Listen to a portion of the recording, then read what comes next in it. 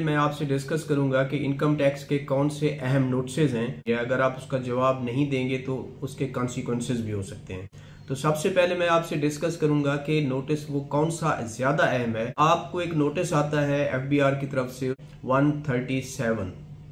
137 ये है आपका डिमांड नोटिस। मतलब है आपको टैक्स लग गया है, एफबीआर ने आपको बता दिया है कि जनाब आपको इतना टैक्स लग गया है, और जिस दिन से ये नोटिस आएगा विद इन 1 मंथ आपने उसके अगेंस्ट अपील करनी है अगर आपको टैक्स ज़्यादा लग गया है।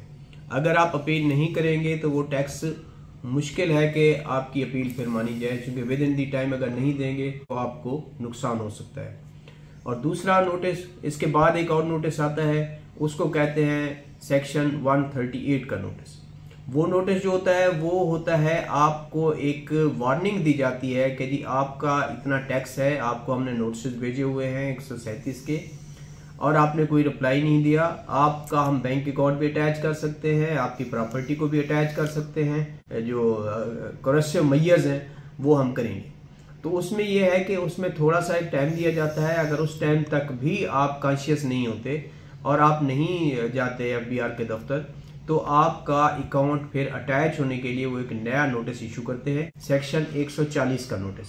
इनकम टैक्स ऑर्डिनेंस में सेक्शन 140 का नोटिस वो नोटिस होता है जो आपके बैंक अकाउंट को अटैच कर देता है, आपकी प्रॉपर्टीज को अटैच कर सकता है।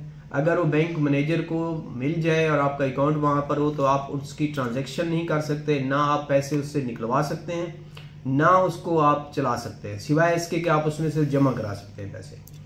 और इसी तरह अगर वो तहसीलदार या रजिस्ट्रार को मिल जाता है, आपकी प्रॉपर्टी को अटैच करके दे देते हैं, तो आप प्रॉपर्टी भी अपनी नहीं सेल कर सकते। तो ये बहुत खतरनाक नोटिस है, इससे पहले आप इनका हल कर लें, ये बहुत ज़्यादा ज़रूरी है। अस्सलाम वालेकुम।